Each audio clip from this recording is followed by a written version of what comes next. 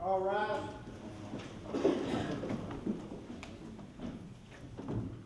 Join me in a word of prayer. Father, we pause now to give thanks for the beauty of this day. We thank you for your grace and your mercy, and we thank you for your presence here today. Father, we ask that you continue to bless our nation, state, and this commission. May we seek your wisdom and guidance in all that we do. We ask this in your holy name. Amen. Attention, salute, pledge. I pledge allegiance to the flag of the United States of America and to the republic for which it stands, one nation, under God, indivisible, with liberty and justice for all.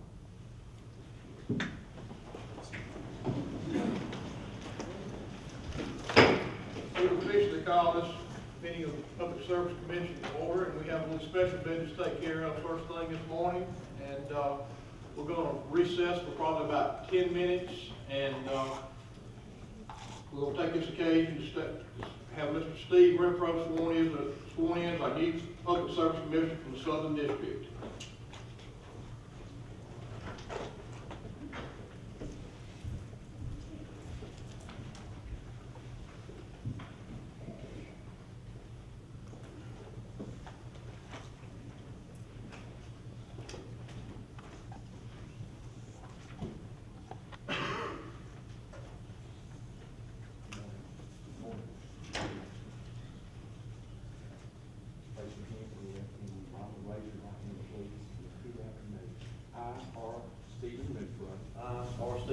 Do solemnly swear that I will faithfully support the Constitution of the United States, the Constitution of the United States, the Constitution of the State of Mississippi, and the Constitution of the State of Mississippi, and obey the laws thereof, and obey the laws thereof, that I am not disqualified from holding the office the office of Public Service Commissioner of Public Service Commissioner, Southern District, Southern District, that I will faithfully discharge the duties of the office that I will faithfully discharge the duties of the office upon which I'm about to enter.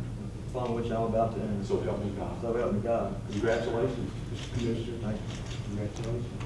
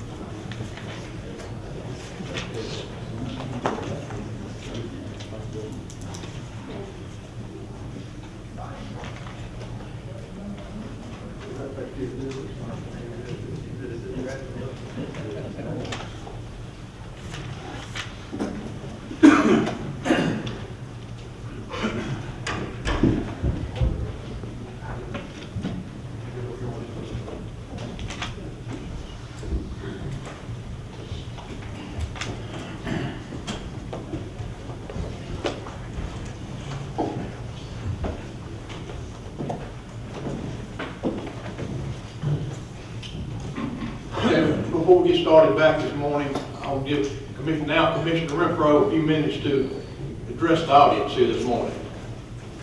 Oh, that's very kind and somewhat unanticipated. I appreciate the opportunity.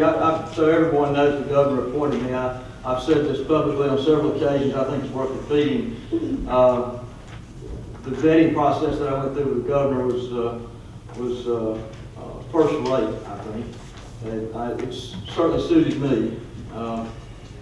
We had several good conversations with not only the governor, but with the staff as well. I wanted to understand enough about what I might be getting into, and they were very forthcoming on that front.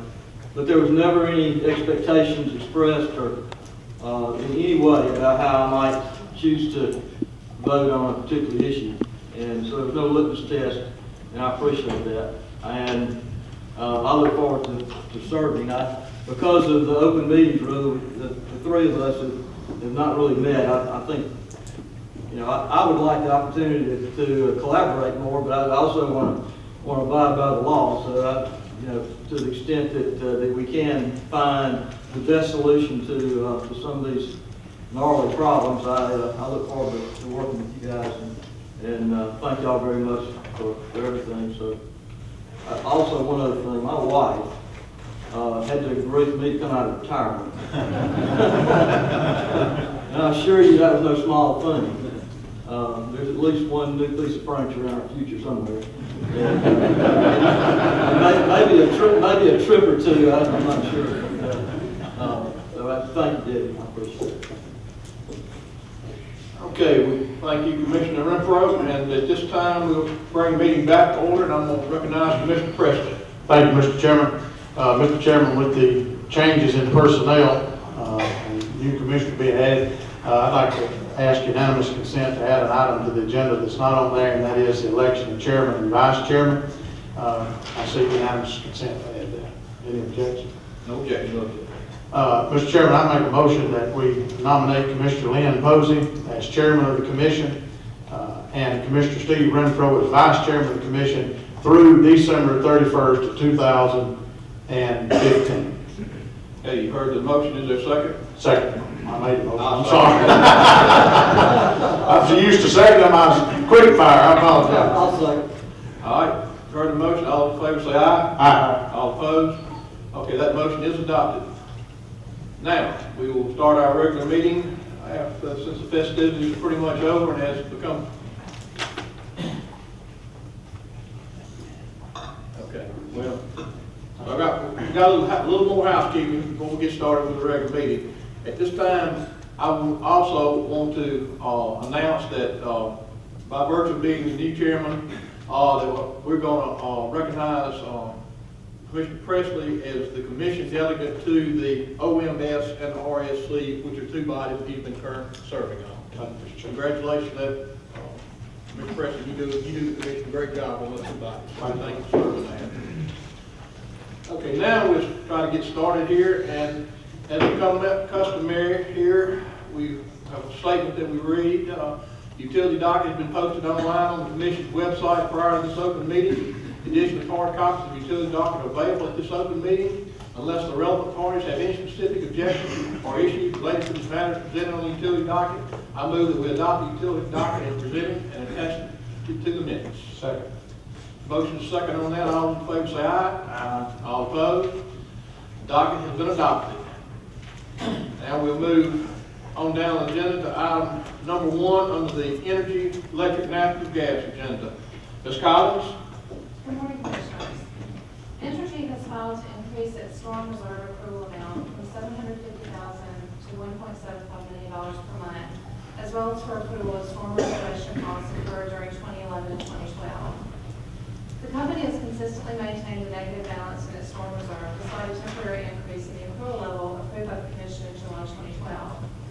Research was provided supporting increases in storm restoration cost inputs and illustrating that a $1.75 million monthly accrual would have kept the storm reserve within the current cap range of $10 to $15 million, cycling between negative and positive balances over the time period. The resulting rate impact on a typical residential customer bill of 1,000 kilowatt hours would be approximately $1.05 per month. The company has also filed its annual redetermination of the MSC3 and MSC4 revised factors, which will take effect at the same time as the proposed storm accrual factor. The MSC riders provide for Entergy's recovery of its allocated share of grand golf costs. There are formula rates previously approved by the Commission, which do not require an order to go into effect. The MSC factors filed for the period October 2013 to September 2014 results in a decrease to the typical residential customer's bill of $1.28.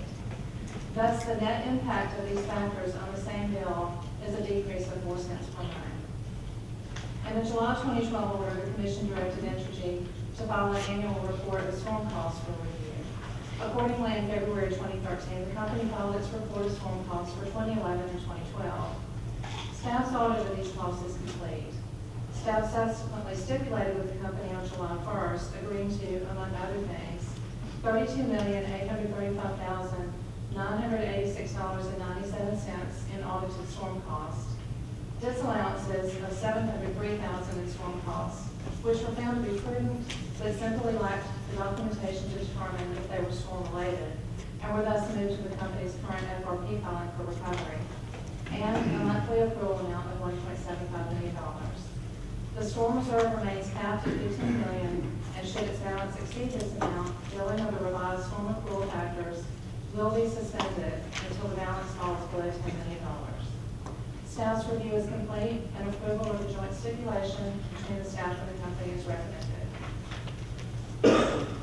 Okay, before we take any questions or motions, let me go back and just note that that was the docket number 2012 UN 424. Okay, any questions by the Commissioner? Got a question, Mr. Chairman. Ms. Collins, the net of what you proposed, as I understand it, in the memo you sent yesterday and what you said today, is that when you take in shoring up the storm reserve to the levels in which has been designated in the past, and getting that replenished so that the company can meet those type of problems, and then you factor in MSE3 and MSE4, because of that coming together, even though we're funding from $750,000 up to $1.75 million a month, we still have a net decrease on the customer's bill, correct? That is correct. Okay, I make a motion to approve. Second. Okay, there's a motion and a second. All those in favor say aye. Aye. All opposed? That item is adopted. And now we move to item number 2, discussion and possible action regarding proposed order in docket number 2013 UN 15 Centerpoint Energy Resources. Ms. Collins. Commissioners, Centerpoint Energy filed to establish a new service rate schedule for transportation-only customers. This MT6 schedule offers pricing for large volume commercial and industrial users of 10 to 50 MCF per day. Implementation of the new rate schedule will cause no adjustments to rate rates or expenses. The proposed net monthly rate under the schedule is set at the same levels as those existing for rate schedule 49, large volume natural gas service, plus a monthly administrative fee. The company has also proposed to withdraw rate schedules MT1 and MT2 for interruptible service, which are no longer active. Also in this filing is the proposed implementation of the standard comprehensive general terms and conditions for all remaining transportation rate schedules. The only changes to the terms and conditions beyond reference to the current and proposed rate schedules concern the addition of terms covering wireless telemetry options and cost.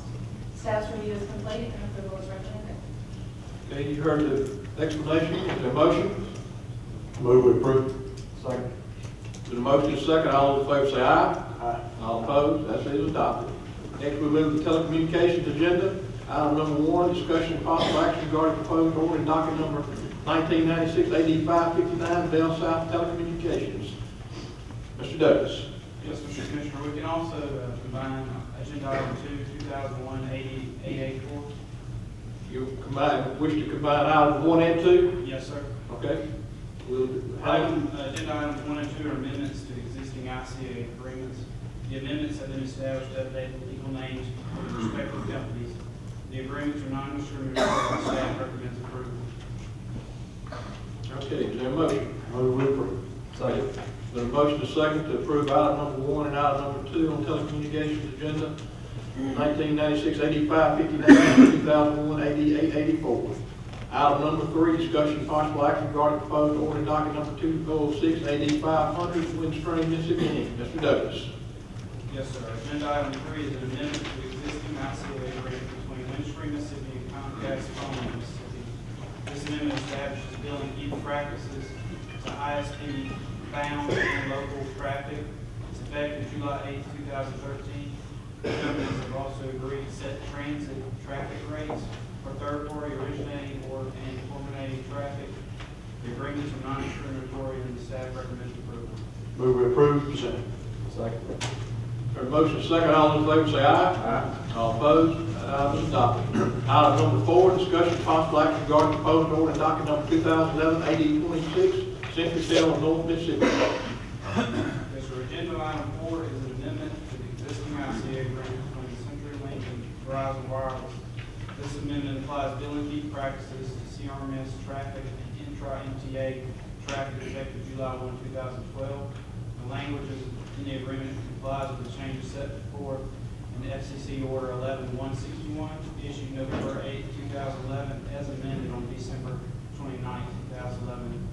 The agreement is non-discriminatory and staff recommends approval. Move we approve as presented. Second. There's a motion is second, all in favor say aye. Aye. All opposed, that item is adopted. Next item number 5, discussion of possible action regarding proposed order docket number 2013-8090, Century Tale of North Mississippi, Inc. Mr. Douglas. Yes, sir. We can also combine 6 and 7 with 5. Then we'll move to combine 5, 6, and 7. Proceed to explain, please, sir. Yes, sir. Agenda items 5, 6, and 7 are new ICA agreements between the specified companies. The agreements establish interconnection, resale, and unbundled agreements between the designated companies. The companies agree billing key practices for local traffic and local void PSTN traffic. These are two-year agreements that default to month if there's no action taken at the end of the term. The agreement is non-discriminatory and staff recommends approval. Move we approve all 3 as presented. Second. There's a motion is second to approve item number 5, 6, and 7, 2013-8090, 2013-8120, and 2013-8194. All those in favor of approving that, say aye. Aye. All opposed, those 3 have been adopted. Next, we move to the water sewer agenda, item number 1, discussion of possible action regarding proposed order docket number 2011 UA 969, Town of Plantersville. Mr. McCool. Commissioners, this is a filing by the Town of Plantersville for supplemental water certificate to serve 3 areas of Lee County.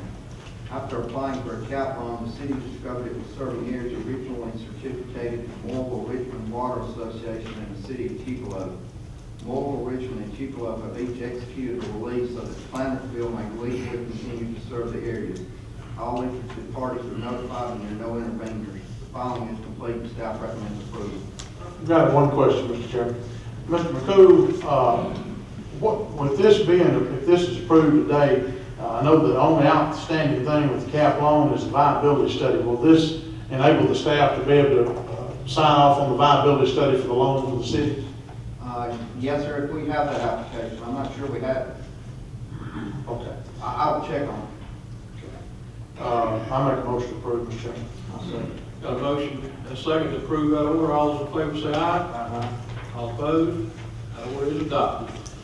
Item number 2, discussion of possible action regarding proposed order docket number 2013 UA 98 Utility Service LLC. Mr. McCool.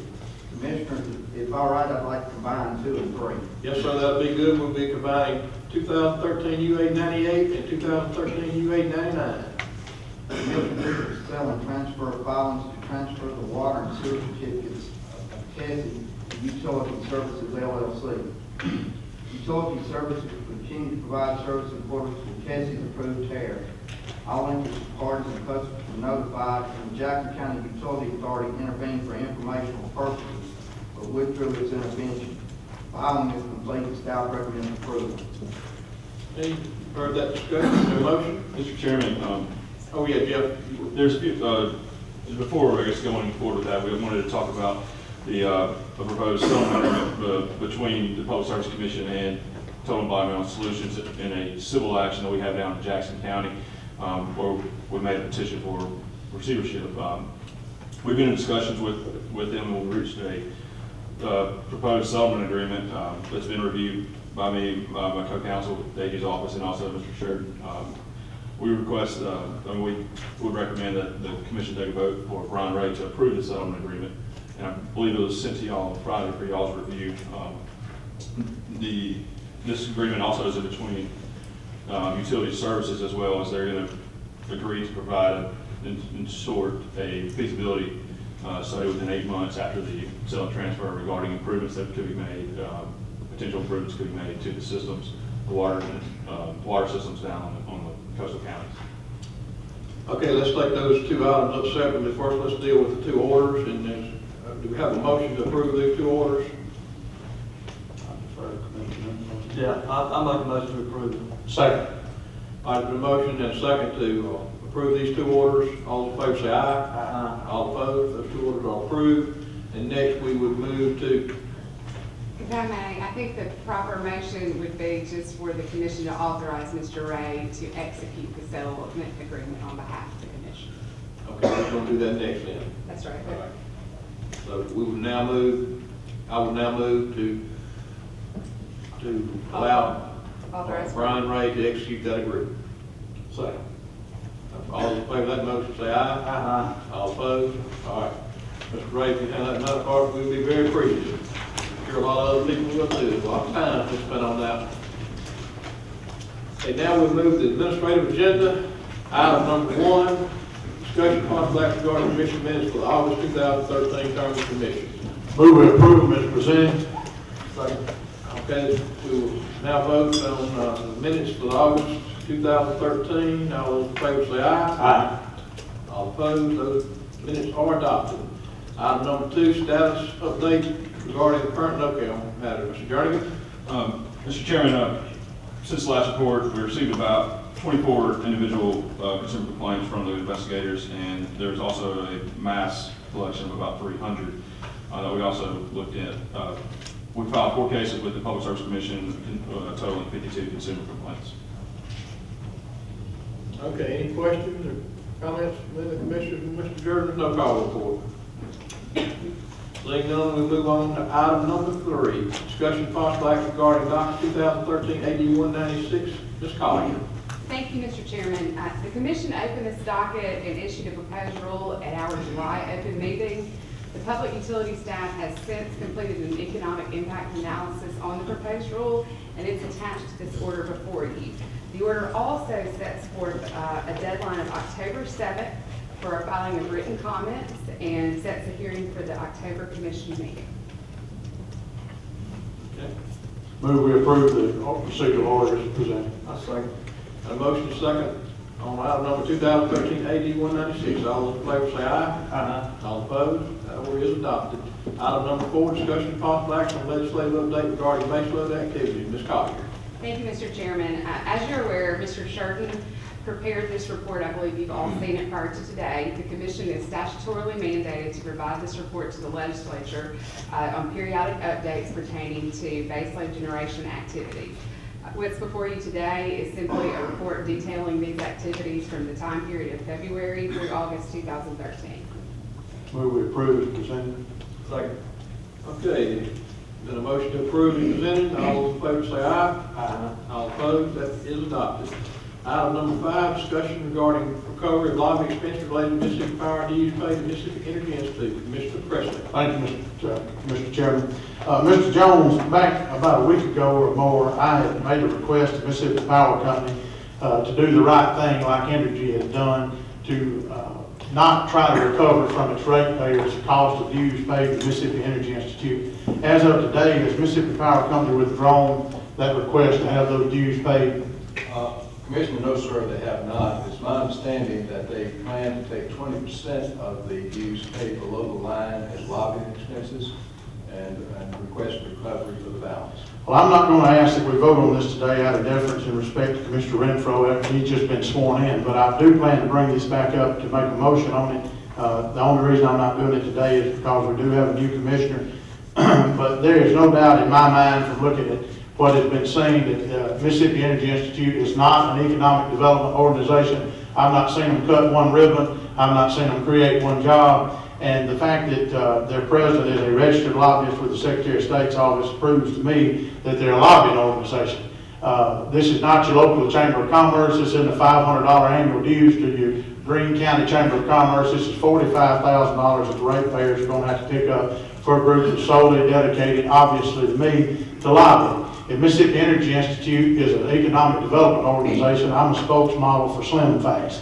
There's no doubt that this needs to be taken below the line and the company needs to eat this. There's no explanation. Entergy Mississippi did the right thing, and they didn't ask their customers to pay for it. If Mississippi Power wants to give money, and any of the rest of these companies want to give money to a lobbying group, that's fine, but let the shareholders pay for it and not the customers out here having to pay the bill. So I would just ask that the staff scrutinize this. I don't want to have to propose a rule, that we come in on these lobbying issues. I really thought that the charitable contributions rule would cut this out, but obviously that may not be strong enough.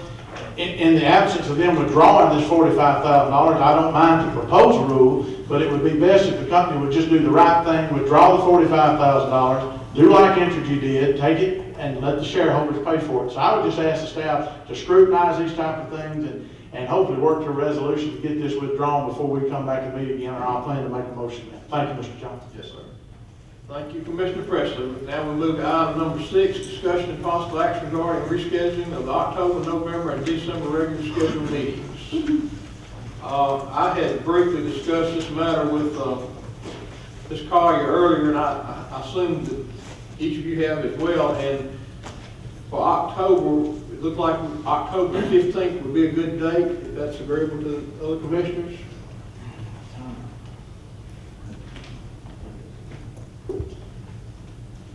That is a Tuesday, I believe. 15th. Okay. Then let's go on and see if we can get them all three together. Then I'll also discuss with Ms. Collier that we would be able to pre-commit the November meeting, if that's agreeable. Unless something were to come up, we would at this time plan not to meet in November. And we will not meet on December the 3rd, but we do not have a date certain for our December meeting at this time. I'm aware that Commissioner Renfro has some dates that he cannot meet, so we'll work with that. And I'll be glad to make a motion, just make it at the call of the chair. That way we don't have to come back and vote if we're not going to be back in November. Okay, we can. Or we can do it in October. Right. Or we can do it in October, one of the two. We've heard Commissioner Presley's motion to adopt these dates and for authorize me to handle the meeting as where we can get everyone here, where won't be inconvenient for anyone. So there's a motion and a second on that, so all those in favor say aye. Aye. We will adopt those dates at the present time for our next regular scheduled meeting, and if there's no further business coming for this commission. One thing, Mr. Chairman. Commissioner This is just on a personal note. Many of y'all know Commissioner Bo Robinson's son, Tony, passed away yesterday in Hamilton. I'm not sure Tony's age, but I know a lot of y'all are friends of former Commissioner Robinson.